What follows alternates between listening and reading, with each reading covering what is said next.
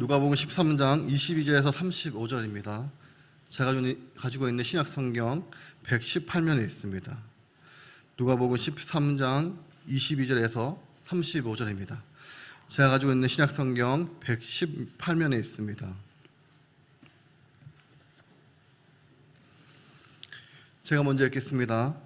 예수께서 각 성, 각 마을로 다니사 가르치시며 예루살렘으로 여행하시더니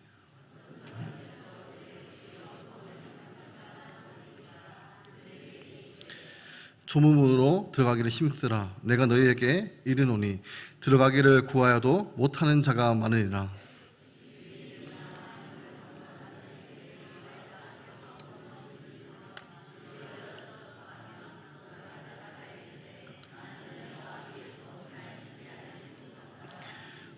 그때 너희가 말하되 우리는 주 앞에서 먹고 마셨으며 주는 또한 우리에게 길거리에서 가르치셨나이다 하나.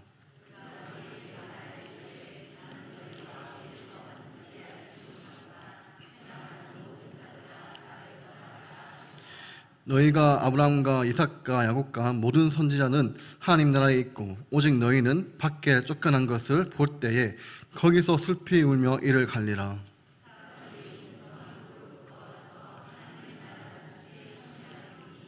보라, 나중된 자로서 먼저 된 자로 있고 먼저 된 자로서 나중된 자로 있느니라 하시더라.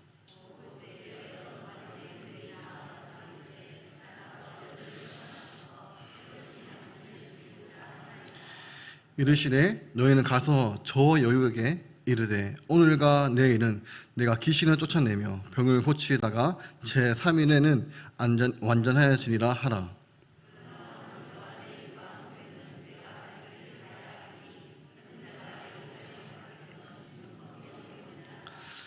예루살렘아 예루살렘아 선지자들을 죽이고 내게 판손의 자들을 돌로 치는 자여 암탉이 제 새끼를 날개 아래에 모음같이 내가 너희의 자녀들을 모으려 한 일이 몇 번이냐. 그러나 너희가 원하지 아니하였도다.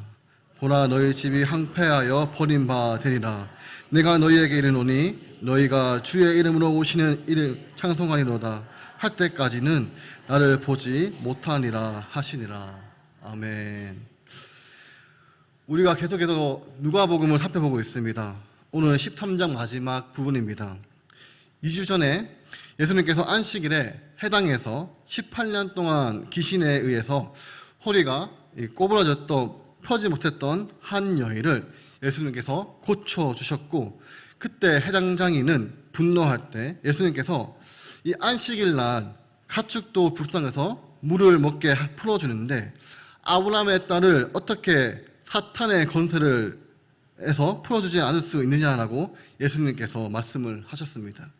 그래서 이 사건을 통해서 이제 안식일에 18년 동안 고통당한 여인처럼 힘겨운 삶을 사는 사람들은 우리 예수님을 굳게 붙잡아야 되고, 또 해당장이 같이 강한 자들은 이제 하나님 앞에 겸손하게 예수님께 배우고 또 바르게 되는 이런 일이 일어날 때 교회는 그 자식처럼 성장하고 누룩처럼 주위를 변화시키는 하나님의 나라를 이루어가는 공동체가 된다라고 말씀을 하셨습니다.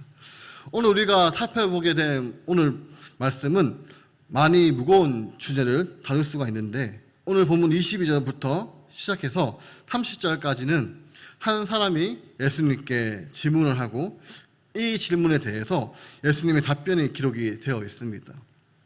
그리고 31절에서 어떠한 바리새인이 예수님께 중요한 정보를 하나 제공을 합니다.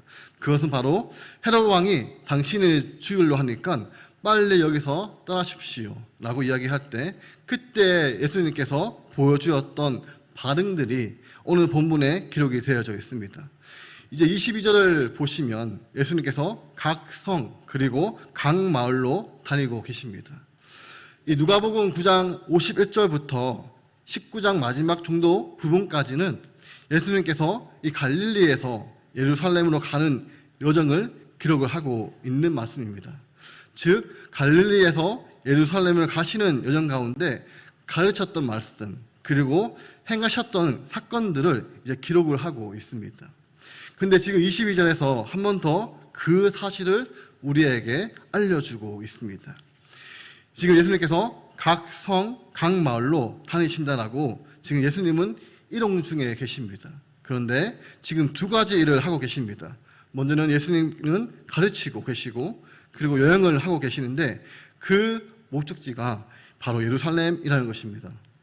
그래서 22절을 통해서 한 번 더 우리에게 환기를 해주고 있습니다. 그때 23절을 보시면 한 사람이 예수님에게 이제 질문을 합니다. 주여, 구원받는 자가 적습니까? 이렇게 질문을 합니다. 여러분, 이 질문은 이제 예수님 당시 이 랍비들의 주된 논쟁의 주제 중에 하나였습니다. 그러니까 얼마나 많은 유대인들이 구원을 받을 수 있는 것인가. 그래서 답은 두 가지로 갈라집니다. 하나는 유대인들, 할례를 받는 대부분의 유대인들이 구원을 받을 것이다 라는 입장이고, 또 하나는 생각보다 적은 사람이 구원을 받을 거다. 육체의 할례가 참이 아니고 마음의 할례를 받아야 된다. 그래서 한쪽은 많을 것이다, 다른 한쪽은 아니다, 적을 것이다 라고 견해가 나누어져 있는데, 지금 한 사람이 예수님에게 이제 이 질문을 하고 있습니다. 구원을 받는 사람이, 이것은 미래입니다. 미래의 구원을 받는 사람이 적겠습니까? 라고 질문을 합니다. 이제 24절에 예수님의 답변이 기록이 되어져 있습니다. 약간 이렇게 말장난 같지만 예수님의 답변은 yes and no입니다. 먼저 하나님께서 적을 것이라 라고 말씀을 하십니다. 24절을 보시면 예수님의 답변이 이렇게 시작을 합니다. 좁은 들어가기를 힘쓰라. 여기 이 힘쓰라라는 표현은 격투기, 즉 종합 격투기 같은, 그리고 전쟁에서 사용하는 표현입니다. 우리가 유튜브나 TV를 보면 종합 격투기를 보면 정말 필사적으로 상대방을 이기려고 합니다. 그리고 전쟁의 군인들이 치열하게 생명을 걸고 최선을 다합니다. 그런데 무엇을 힘쓰는가 하면 좁은 문으로 들어가기를 힘쓰라. 여러분, 예수님께서는 유대인 가운데 생각보다 많지 않은 사람이 구원을 얻을 거다라고 말씀을 했습니다. 그래서 이 말씀에 근거를 하고 있다는 것입니다. 예수님께서 넓은 문으로 들어가기를 힘쓰라라고 교훈하지 않으셨습니다. 만약에 넓은 문으로 들어가기를 힘쓰라고 했으면 구원받는 사람들이 많다는 것을 암시하게 됩니다. 그런데 예수님은 좁은 문으로 들어가기를 힘쓰라. 여러분, 이 좁은 문은 우리가 구원으로 들어가는 문입니다. 그 좁은 문으로 들어가기를 힘쓰라, 이렇게 말씀하고 후반에 설명을 해주십니다. 왜냐하면 내가 너희에게 이르노니 들어가기를 구하여도, 이것은 종말론적인 의미로 구원의 문, 우리 예수님께서 다시 오셨을 때 그때 들어가기를 구하여도 거절당하는 사람들이 많을 거다. 여러분, 예수님께서 다시 오셔서 우리에게 하나님의 나라로 인도할 때 그때 들어가기를 구하여도 거절당하는 사람들이 많을 것이다, 이렇게 예수님께서 말씀을 하셨습니다. 그래서 후반절 구절은 두 가지 우리에게 암시를 하고 있는데, 첫 번째는 숫자가 적을 것이라는 것입니다. 그리고 두 번째는 우리에게 주어진 이 시간은, 구원에 위한 시간은 무한정으로 주어진 것이 아니라는 것입니다. 거기에는 끝이 있고 정해진 기간이 있다라고 예수님께서 이 말씀을 통해서 우리들에게 암시를 주고 있습니다. 그리고 25절을 보시면 이제 예수님께서 비유로 이 부분을 설명하시는데, 구원을 어디에다가 비유를 하시냐면 하나님의 나라 잔치에 참여하는 것으로 이제 구원 얻는 것을 비유를 드십니다. 그래서 25절에 보시면 한 집주인이 있었습니다. 큰 잔치를 열었습니다. 그러니까 하나님께서 천국 잔치를 열었습니다. 근데 어떤 일이 생겼냐면 주인이 일어나서 문을 한번 닫은 후에, 여러분, 이 문은 항상 열려 있는 것이 아니라 예수님께서 한번 닫는 순간이 온다는 것입니다. 그래서 지금 집주인이 정말 그 잔치를 위해 문을 한번 닫아버리게 되었을 때, 그때 어떤 일이 생기냐면 밖에 서 있는 사람들이 있다는 것입니다. 문은 닫혔습니다. 그런데 그때 밖에 서 있는 사람들이 있습니다. 그래서 그 사람들은 어떻게 행동을 하나? 문을 두드리는 것입니다. 문을 들이면서 주여 열어주십시오, 이렇게 주인에게 사정을 합니다. 그때 집주인의 반응은, 나는 너희가 어디에서 온 자인지 알지 못하노라. 한마디로 나는 너희를 모른다. 나는 너희를 알지 못한다. 이렇게 예수님이 그들을 부인하게 되고 외면할 것이다 라고 말씀을 하셨습니다. 이제 26절을 보시면 이 말씀을 들었던 밖에서 두드리는 사람이 예수님께 이제 반론을 합니다. 지금 예수님께서는 나는 모른다 라고 이야기하는데 그 말을 들었던 밖에 서 있는 사람들이 이야기하는 게 한마디로 하면 우리는 주님을 알고 있다는 것입니다. 저는 주님을 알고 있습니다 라고 말하고 있다는 것입니다. 이제 두 가지 표현을 하는데 먼저 우리는 주님 앞에서 먹고 마셨습니다.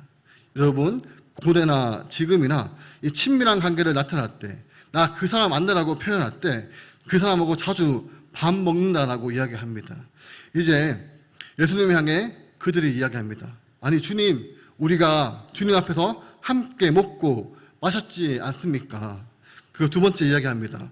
주는 또한 우리를 길거리에서 가르쳤습니다. 이것도 아니 예수님 같이 길을 걸어갔지 않습니까? 그리고 예수님과 함께 걸어가면서 그때 예수님 우리한테 말씀으로 교훈하셨지 않습니까? 이렇게 이야기를 합니다. 그리고 이 본문과 배양되는 마태복음 7장 22절을 보시면 거기 이렇게 이야기를 합니다. 그날에 많은 사람이 나더러 이르되 주여 주여 우리가 주의 이름으로 선지자 노릇하며 주의 이름으로 귀신을 쫓아내며 주의 이름으로 많은 권능을 행하지 아니하였나이까. 지금 이 사람들이 뭐라고 이야기하고 있습니까? 우리를 어떻게 모른다고 할 수 있습니까?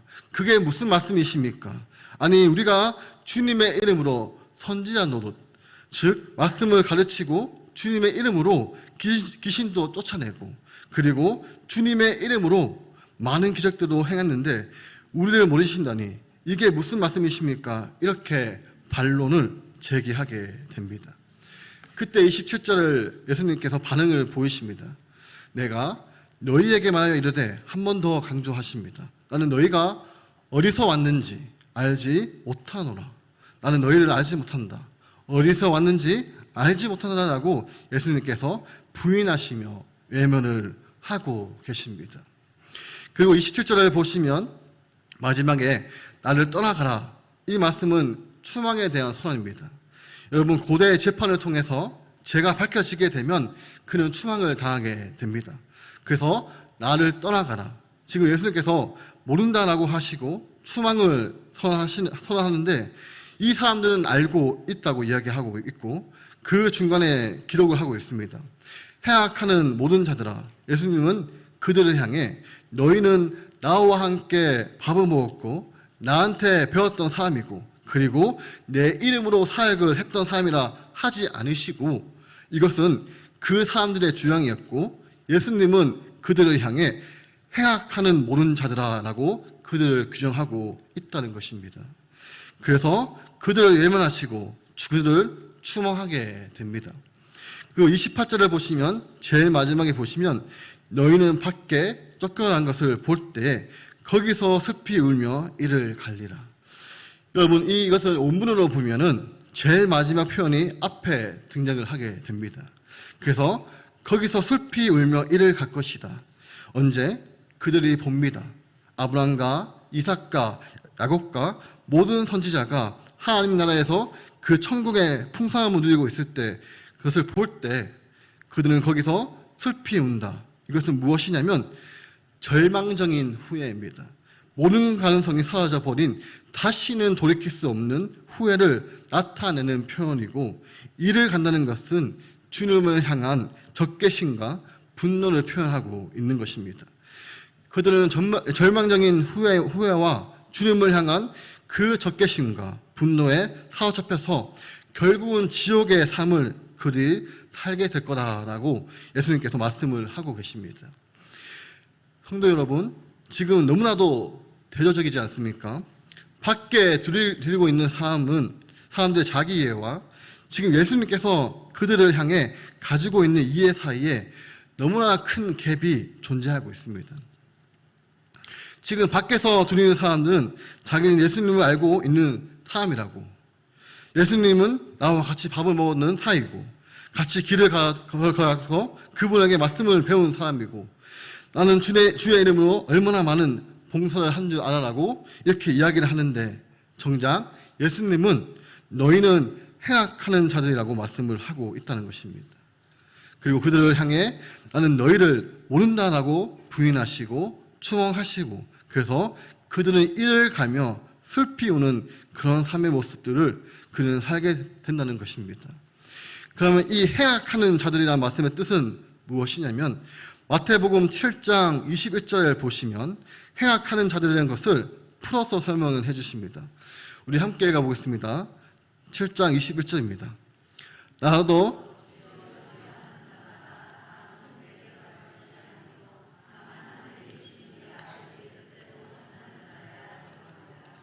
아멘. 여기서 행악하는 자들이 누구인가 것을 선명하게 나타내고 있습니다. 여기 주여 주여 하는 자들은 오늘 본문에 등장했던 주님을 안다라고 하는 사람들입니다.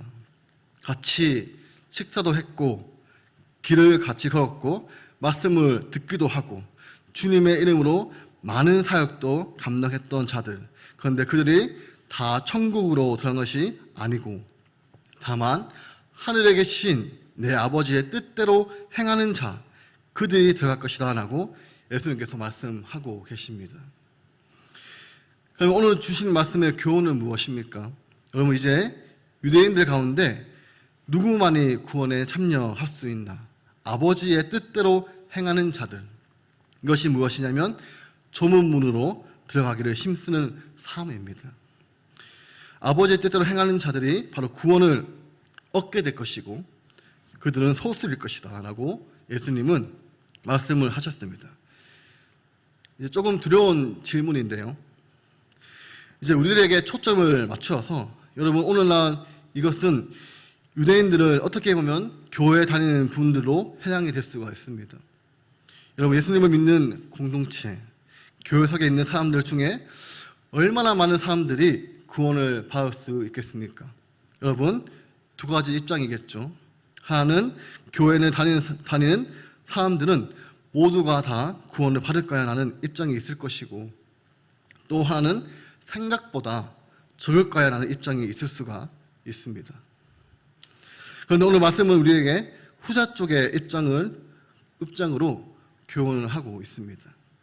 제가 이렇게 말씀을 드리는 것은 저는 모태신앙으로 태어났기 때문에 저는 어머니 뱃속에서부터 교회를 다녔습니다. 그래서 저한테는 선택할 수 있는 그냥 가는 곳이 교회였습니다. 어릴 때부터 교회를 다녔고 이 고등학교 때 이 공고였기 때문에 이제 3학년 고3 2학기 때 이 실기 때 빼고 한 6개월 정도를 빼고 교회를 떠나본 적이 유일한 것 빼고는 교회를 떠나본 적이 없습니다. 또 교회에서 오전에는 중고등부 선생님으로 또 끝나고 성가대 대원으로 점심을 먹고 차양대 싱어로 그리고 방송실을 하고 그때 저희 교회는 오후 예배 마치고 성가대 연습을 했습니다. 이렇게 많은 것을 섬겼고 그리고 많은 것을 배웠습니다. 그런데 이렇게 봉사를 했는데 정작 저는 예수님에 대해서 24살 때 두려워하지 마라. 내가 너를 구속하였고 내가 너를 지명하여 불렀나니 너는 내 것이라 나는 이 이사야 43장 1절의 말씀을 그때 처음으로 주님의 음성을 듣게 되었습니다.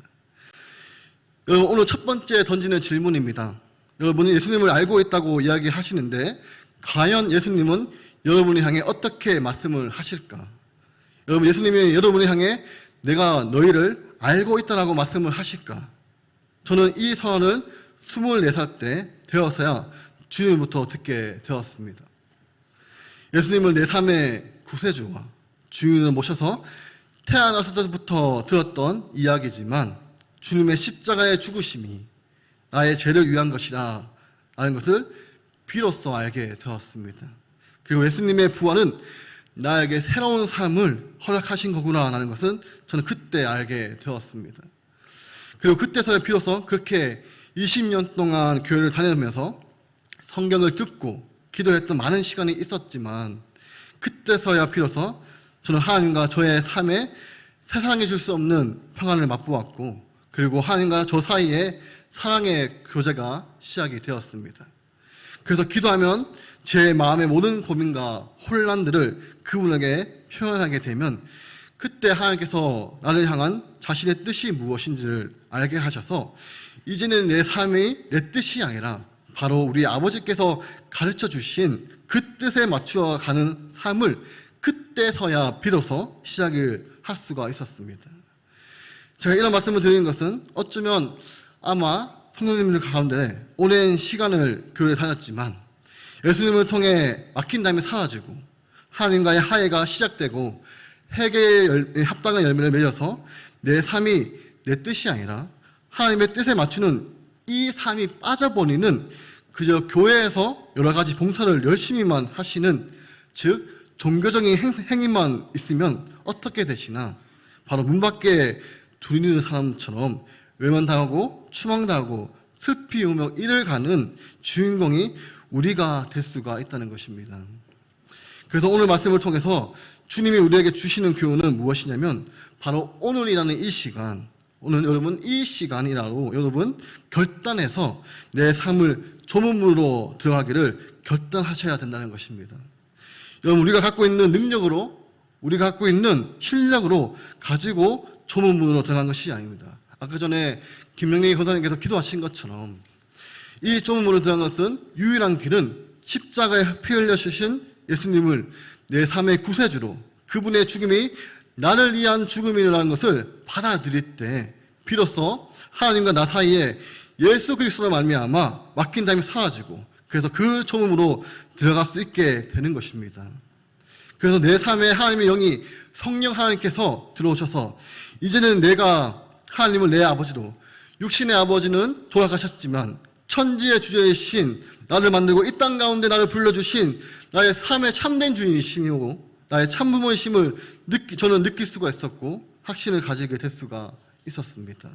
그 눈에 보이지 않지만 말씀을 통해, 기도를 통해 정말 살아있고 생생한 교회를 나눌 수가 있었습니다. 그리고 무엇보다 하나님의 뜻이 무엇인지, 그 뜻이 얼마나 좋은 것인지를 조금씩 배우면서 그 뜻에 내 삶을 맞추어가는 삶을 사는 것이 바로 조문문으로 들어가는 것입니다.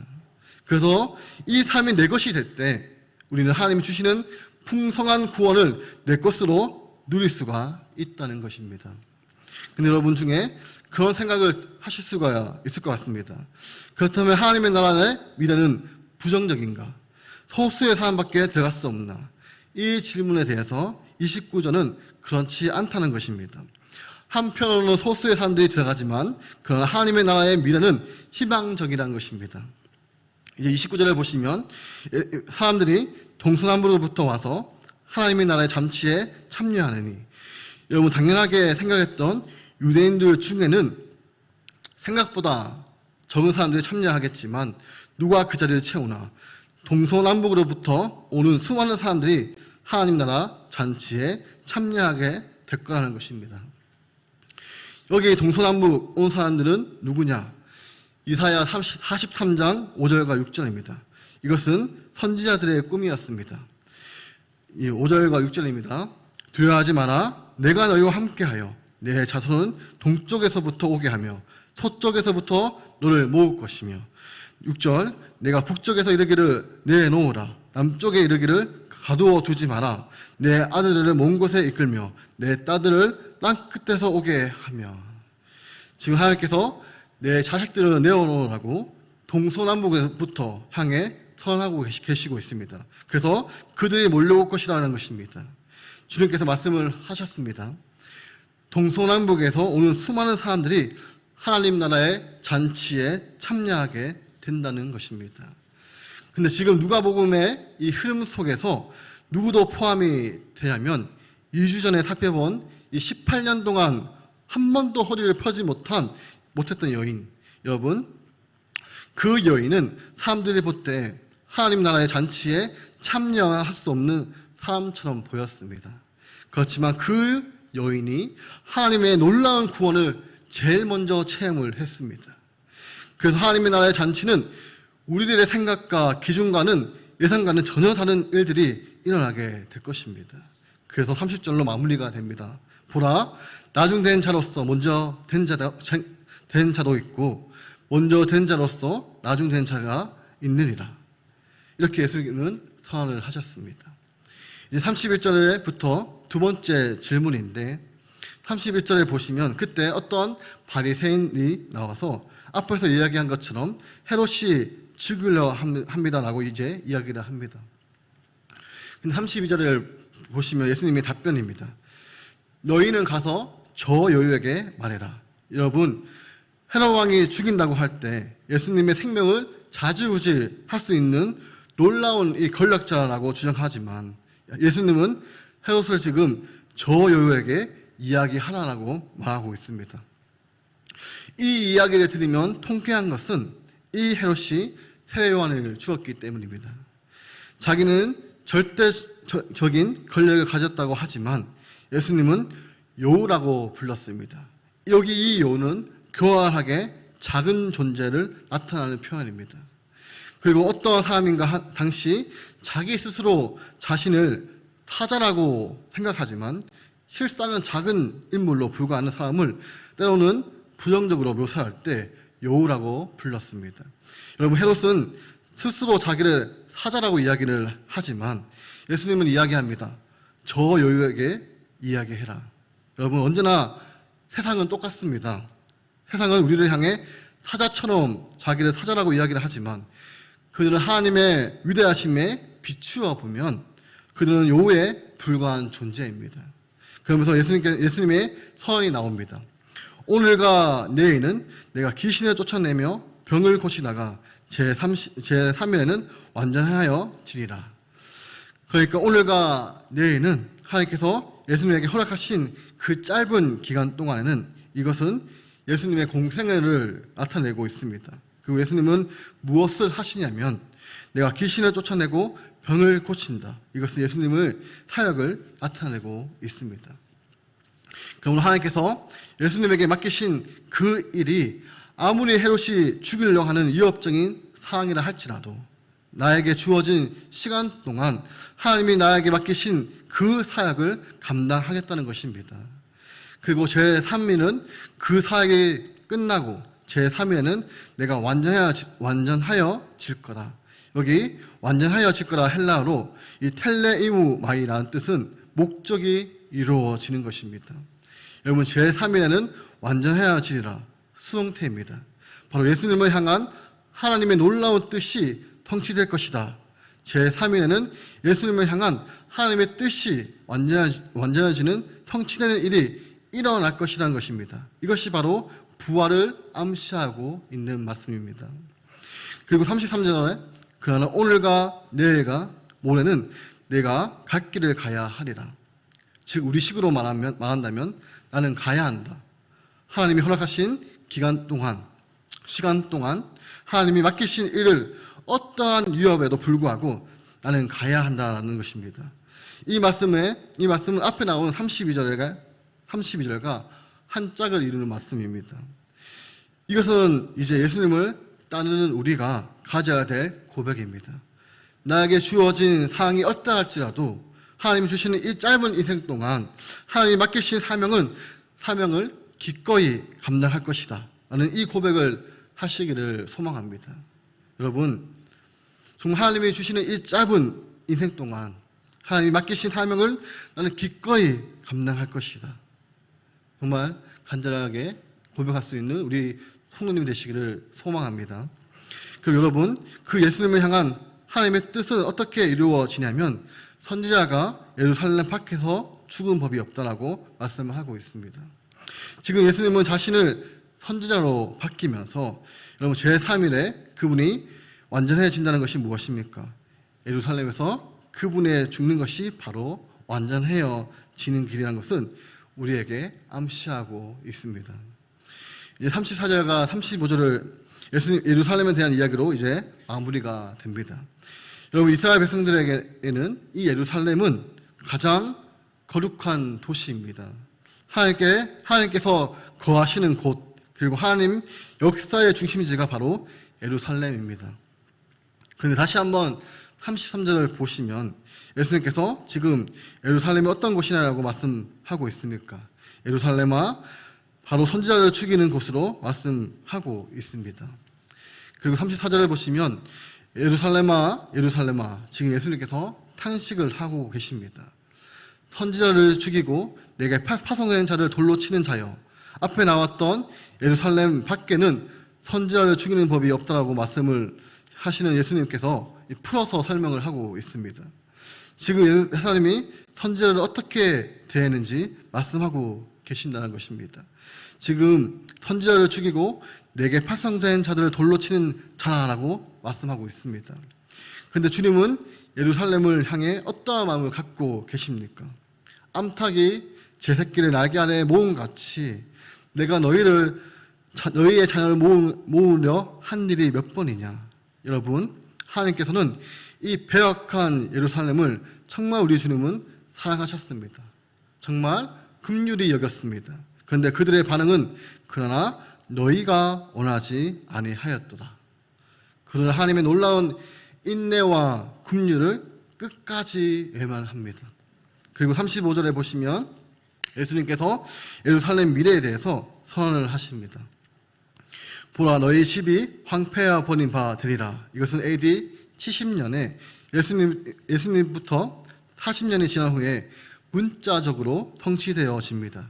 예루살렘은 역사의 속에 사라지게 됩니다.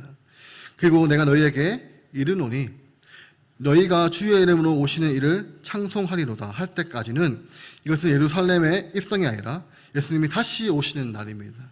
예수님이 다시 오실 때에 수많은 사람이 주의 이름으로 오시는 이여 찬송하리로다 그날이 올 때까지는 나를 보지 못하리라. 여러분, 주님이 그를 떠나시고 그들은 주님을 보지 못하는 일이 일어날 거라고 예수님이 말씀을 하셨습니다. 이제 33절부터 35절까지 예루살렘은 어떠한 곳입니까? 당시 사람들에게 가장 거룩한 곳이었지만 예수님은 그 예루살렘을 선지자를 죽이는 곳으로 부르고 있습니다. 그리고 선지자, 하나님이 보내는 사람들을 죽이는 도시, 그리고 그들은 누구냐면 하나님의 그 놀라운 사랑을 끝까지 거부하고 있는 도시로 예루살렘을 우리에게 보여주고 있습니다. 이제 어떻게 보면 두려운 말씀인데요. 예수님 당시 예루살렘을 오늘날로 하면 어디에 해당될까요, 여러분? 그것은 부인할 수 없는 교회입니다. 주님의 못낸 교회. 여러분, 예수님이 핏값으로 사신 이 땅에서 가장 거룩한 공동체가 바로 교회인데, 그런데 바로 이 거룩한 공동체를 향해 과연 예수님은 지금 뭐라고 말씀을 하고 계실까요? 이 말씀을 통해 우리가 모두 알고 있고 또 경험을 통해서 부인할 수 없는 한 가지 사실은 예루살렘은 가장 거룩한 곳이었지만 예수님에게는 가장 위험한 곳이었습니다. 그렇다면 오늘날에도 주님을 사랑하는 많은 사람들에게 교회는 가장 거룩한 곳이지만 가장 위험한 곳이 될 수가 있다는 것입니다. 여러분, 교회 생활을 하면서 교회에서 배척당하고 상처받고 쫓겨나고 교회를 떠나가는, 여러분, 교회 위에서 정말 온갖 일을 당하고 떠나가 버렸던 수많은 사람들은 저는 듣고 보았습니다. 그리고 소망이 있다면 우리 교회만이라도 죽이는 공동체가 아니라 사람을 살리는 공동체가 될 수 있기를 소망합니다. 그렇다면 여러분, 교회가 언제 죽이는 공동체로 전락할 수 있겠습니까? 왜 예루살렘이 이 거룩한 도시, 하나님이 임재했던 그 도시가 왜 죽이는 선지자와 예수님을 죽이는 공동체로 전락했습니까? 그것은 하나님이 다스리고 있는 하나님의 나라가 되는 것을 거부하고 하나님의 이름으로 그 예루살렘에서 자신의 왕국을 세우려고 했던 사람들에 의해서 예수님은 십자가에 못 박히게 되었다는 것입니다. 그리고 선지자도 죽음을 당하게 됩니다. 오늘날에도 교회 가운데 말씀을 드릴 수 있습니다.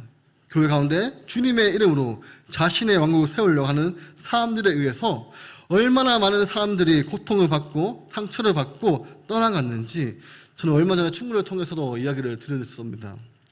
여러분, 그 주인공이 우리가 될 수 있고 제가 될 수가 있습니다.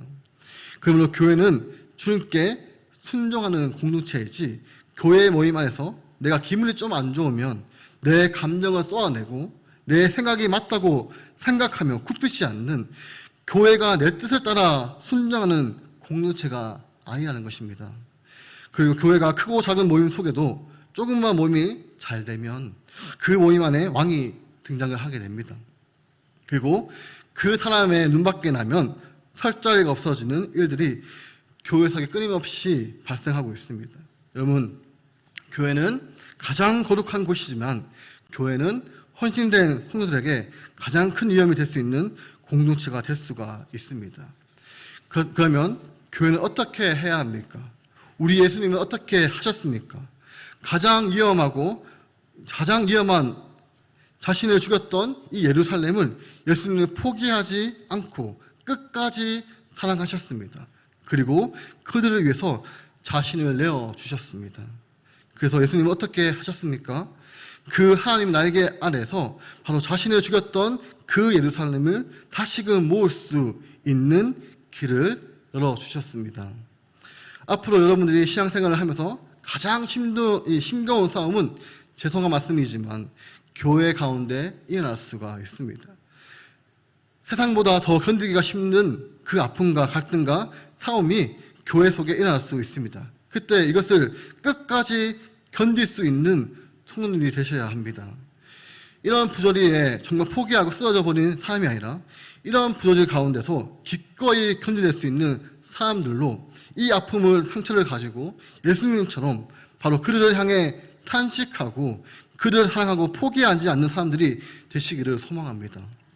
그래서 이곳에 예수 그리스도의 보혈과 성령님의 도우심이 역사하여 모인 무리들이 주님의 날개 아래 모여서 자신들의 뜻이 아니라 주님의 뜻이 이루어지기를 간절히 열망해서 이제는 모일 때마다 누가 왕인가 이야기하는 것이 아니라 하나님의 사랑과 주님의 뜻을 의지하면서 서로를 사랑하고 서로 섬기는 공동체로 보여줄 수 있는 사람들이 이 시대 가운데 우리 교회가 되기를 간절히 소망합니다. 이제 말씀을 마무리하면서 두 가지, 먼저는 개인적으로 저는 우리 성도님들 한 사람이 바로 조문으로 들어가기를 힘쓰는 것이 오늘이 되기를 원합니다. 그래서 여러분, 이것은 오늘날 끝나는 것이 아닙니다. 현재입니다. 계속해서 지향될 수 있는 우리 성도님의 삶이 되시고, 또 하나, 두 번째는 여러분, 주님의 몸된 교회가 참 부족한 게 많지만 우리 주님은 끝까지 사랑하시고 그리고 그 공동체를 위해서 자신을 내어주셨습니다. 주님의 그 사랑으로, 주님의 그 마음을 가지고 부족한 교회를 견뎌내고 교회를 위해서 기도하며 헌신하며 섬겨서 정말 교회가 인간의 왕국이 아니라 주님의 날개 아래 모여서 다 같이 모여서 여러분 서로를 사랑하고 섬겨서 우리가 장차 경험하게 된 그 하나님의 나라를 먼저 맛보며 경험하여서 사람을 살리는 공동체가 있음을 보여줄 수 있는 우리 성도님의 삶이 되시기를 주님의 이름으로 축원합니다. 기도하겠습니다. 하나님 아버지, 저와 우리 성도님들이 조문문으로 들어가기를 힘쓰게 하여 주셔서 예수님을 내 삶의 구세주와 주인으로 모시고 하나님의 사랑의 교제를 나누며 주님의 뜻에 순종하는 하나님의 나라 백성의 삶을 살아가게 하여 주옵소서. 하나님, 우리가 섬기는 교회가 있습니다. 주님께서 피로 값주고 사신 교회이고 우리도 생명을 다해 사랑하는 공동체입니다. 그러나 하나님 아버지, 부족함이 있고 영악함이 있습니다. 우리에게 힘을 주시고 능력을 주셔서 견뎌낼 수 있는 하나님의 힘을 허락하여 주셔서 주님의 마음으로 끝까지 사랑할 수 있도록 도와주시고 우리 공동체 안에 인간의 왕국을 사라지게 하시고 주일학교 부서에서 그리고 모임마다 주님께서 다스리시는 천국 같은 모임이 되게 하여 주셔서 이 세상 가운데 나타나게 하여 주옵소서. 이제 유치부 성경학교가 무사히 은혜 가운데 마쳤습니다. 이제 남아있는 유초등부 그리고 다음 주에 있는 중고등부 수련회와 또 청년부 수련회가 있습니다. 하나님께서 은혜를 주셔서 우리 부서마다 하나님의 이름만이 존귀하게 되는 부서가 되게 하셔서 포기하는 것이 아니라 끝까지 주님이 사랑하신 것처럼 어린 영혼들을 끝까지 사랑하는 우리 선생님들, 또 부장, 부감, 사역자들이 되게 하여 주시옵소서. 감사드리며 예수님의 이름으로 기도드립니다. 아멘. 이제는 주 예수 그리스도의 은혜와 하나님의 사랑하심과 성령님의 교통하심이 조문문으로 들어가기를 힘쓰고 주의 못난 교회를 사랑해서 삶을 살리는 공동체가 세워가기를 소망하는 우리 구미동부교회 성도 위에 영원토록 함께 있을지어다.